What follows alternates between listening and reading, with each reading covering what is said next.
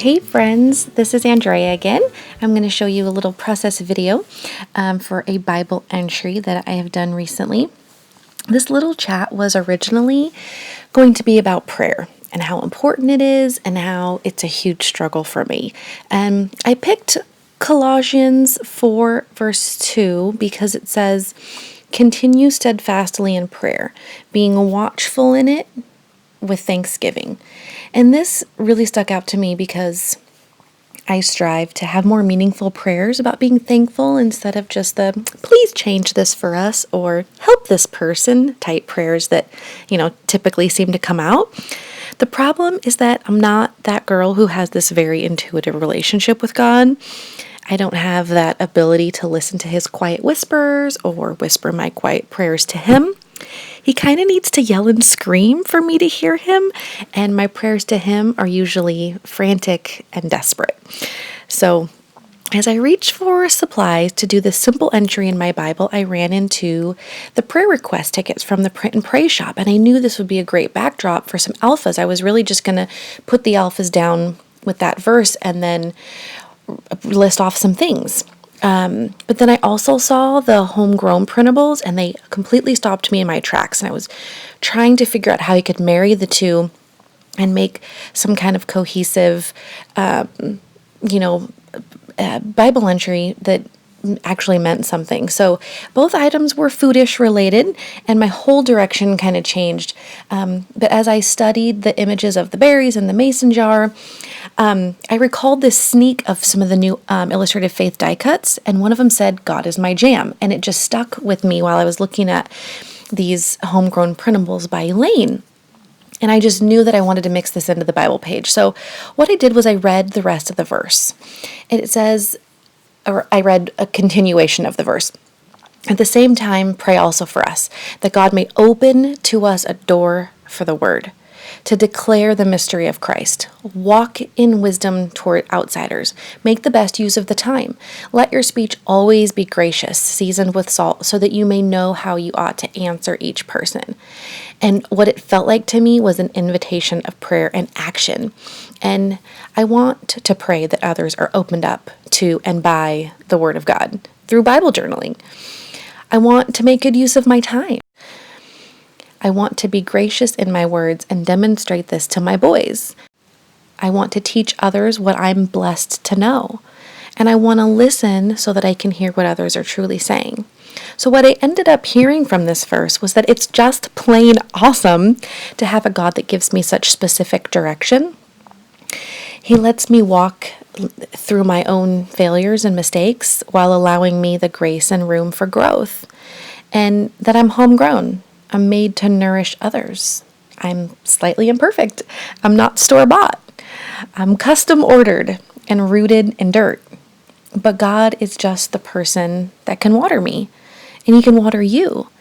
And he's the perfect one to be by our side while we go, through this journey.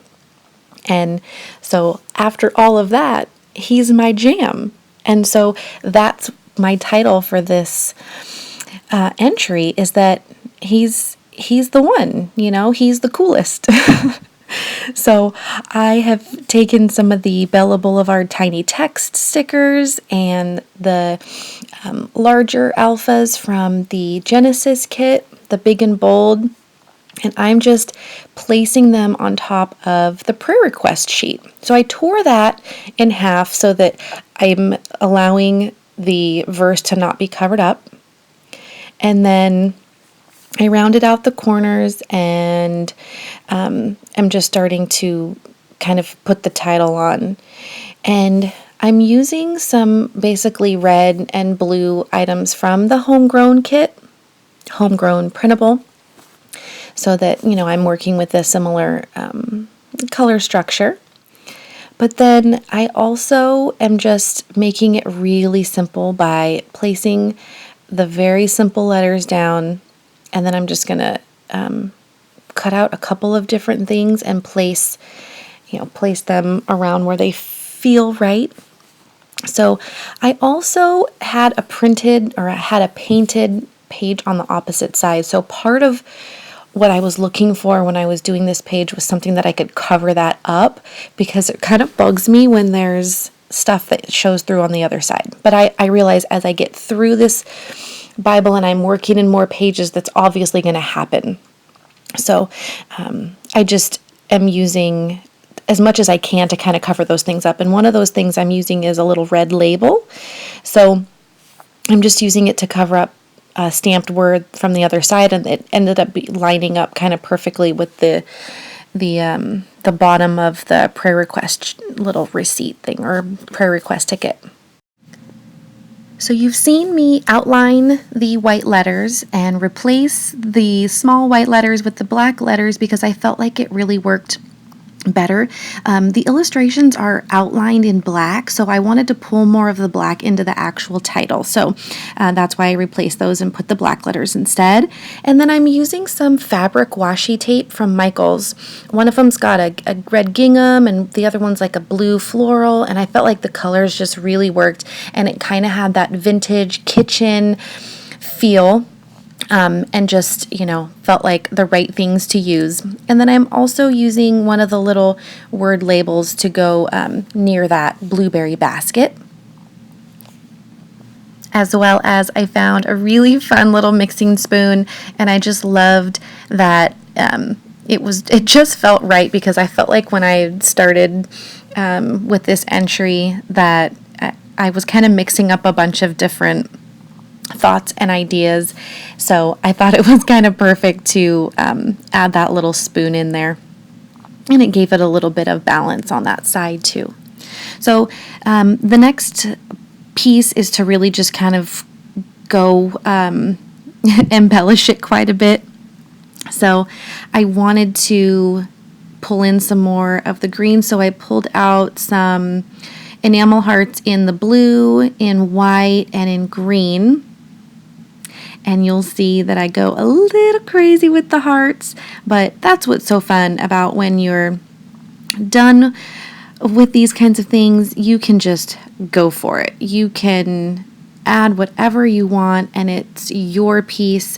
And I think there's never anything wrong with adding more hearts, because that's what this is all about, is our heart, God's heart for us, our heart for Him, and all the things that come out of our hearts to, place in our Bibles. All of those things that just come out of us naturally, I think can easily be represented with hearts all of the time. So the final piece that I'm going to add is highlighting the whole section of that verse that I left open. I'm just using an inexpensive red acrylic and my paint card from Illustrated Faith, and I'm placing my Bible mat down, and I'm just gonna kind of flop it down. I'm just spreading it real thin so that I can see the text through it, and trying to just maneuver the paint around on that card so that it's flat and I can get all of the different spaces. So that's it. Other than I'm just going to take my Illustrated Faith pen and make a little messy kind of box around it so that it adds some more of that black contrast to the design. I really hope that you have enjoyed everything that I've shared today. Maybe something stuck with you. Maybe you just like the design. So either way, I really hope that you enjoy what I'm doing, and that you continue to follow along with the blog and Illustrated Faith and the community. It's such an amazing place to be, and I'm so blessed to be a part of it. We will talk really soon. Bye, guys.